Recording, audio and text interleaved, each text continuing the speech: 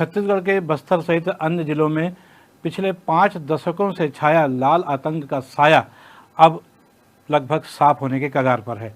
या ये कहा जाए कि औपचारिक रूप से इसका घोषणा भी कल सदन में केंद्रीय गृह मंत्री अमित शाह ने कर दी कि छत्तीसगढ़ सहित पूरा देश अब नक्सलवाद से मुक्त हो चुका है।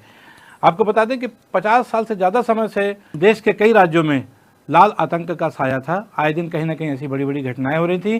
कभी जवानों की सुरक्षा खतरे में पड़ जाती थी, कभी कोई बड़ा नेता मार दिया जाता था, और जिन क्षेत्रों में नक्सलवादियों का कब्जा था वहाँ पर आम आदमी के लिए जाना भी बहुत मुश्किल हुआ करता था।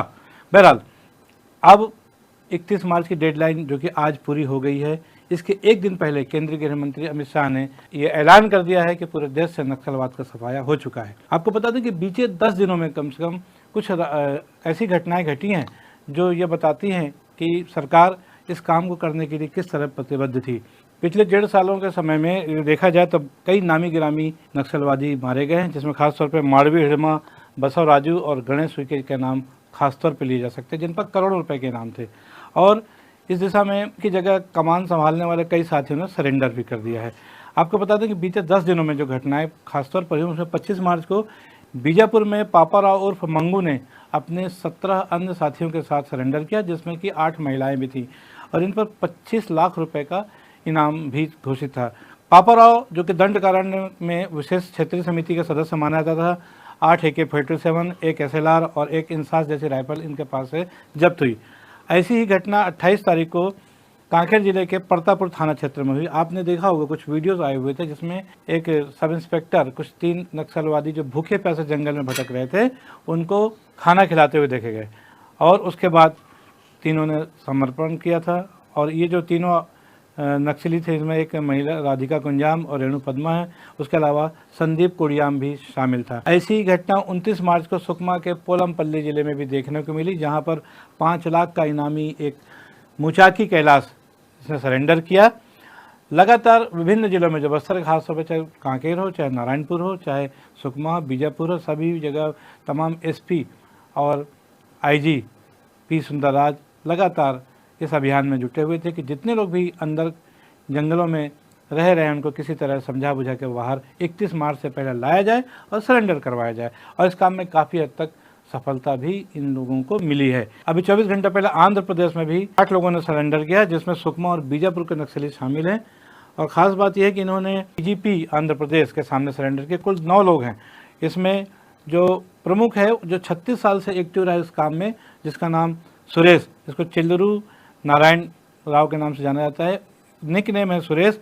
इसने भी अपने साथियों के साथ सरेंडर कर दिया है। 36 साल से एक्टिव था सुरेश और ये बहुत महत्वपूर्ण सफलता थी। और ख़ास बात यह है कि इसके खिलाफ 2 पूर्व विधायकों की जो हत्या हुई थी आंध्र प्रदेश में, उनमें जो टीम थी उसमें चिल्लरू नारायण राव का भी नाम बताया जा रहा है।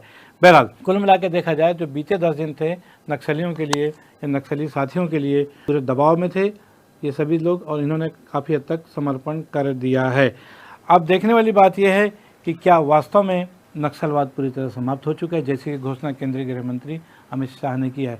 आमतौर पर देखा जाए तो इस बात में कहीं कोई शक नज़र नहीं आता कि नक्सलवाद के खिलाफ जो अभियान पिछले 1.5 साल से चल रहा था वो सफलता के साथ साथ समाप्ति के कगार पर है।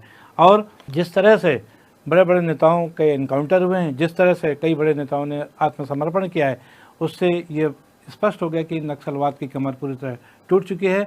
और जो क्षेत्रीय जनता थी वो भी नक्सलियों के साथ खड़ी हुई नज़र नहीं आ रही थी और इसीलिए डर के घबरा करके जो सीमा सुरक्षा बल के जो जवान हैं, फोर्स के जो जवान हैं, DRG के जवान हैं, इनके लगातार बढ़ते दबाव के न झेल पाने की वजह से आखिरकार बचे कुछ नक्सलियों ने सरेंडर करने का मन बना लिया था। अभी भी जानकारी जो कैसे आ रही सामने कि कांकेर में कुछ लगभग 15 के आसपास नक्सली भी बाकी, जिनके बारे में जानकारी ऐसे मिली कि वो भी जल्दी सरेंडर कर देंगे। तो देखा जाए तो सरेंडर की प्रक्रिया अंतिम चरण में है, एक औपचारिक घोषणा हो चुकी है और ये माना जा रहा है कि ये देश अब नक्सलवाद से मुक्त हो चुका है। 50 साल से ज़्यादा का समय लगा इस समय को आने में, लेकिन आखिरकार सरकार की जो दृढ़ इच्छा शक्ति और काम करने की जो का आत्मविश्वास था वो रंग लाया और आखिरकार ये माना जा रहा है कि अब देश नक्सलवाद से पूरी तरह मुक्त हो गया है।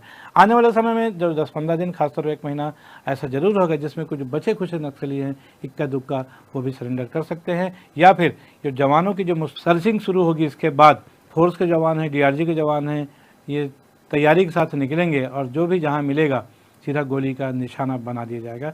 इसलिए अंतिम चेतावनी के साथ ये जवान एक बार फिर निकलेंगे। शायद बचे कुछ लोग भी सरेंडर कर दें, अन्यथा उन्हें गोली का सामना करना पड़ेगा। बहरहाल आने वाले जो 10-15 दिन है, आने वाला जो 1 महीना है, इस मामले में बहुत महत्वपूर्ण होगा कि क्या कुछ नक्सली अभी भी बचे हैं। इस पर हम सबकी निगाहें बनी रहेंगी। आप भी बने रहिए न्यूज़ T20 के साथ। मैं हूँ BD निज़ामी और आप देख रहे हैं न्यूज़ T20। नक्सलवाद के सफाए के साथ संबंधित ये हमारी खबर आपको कैसी लगी, इस पर अपनी राय अवश्य दें और खबर को लाइक करना ना भूलें, चैनल को सब्सक्राइब करना भी। कल फिर मिलेंगे किसी नई खबर के साथ, तब तक के लिए दीजिए इजाज़त। जय हिंद, जय भारत, जय छत्तीसगढ़।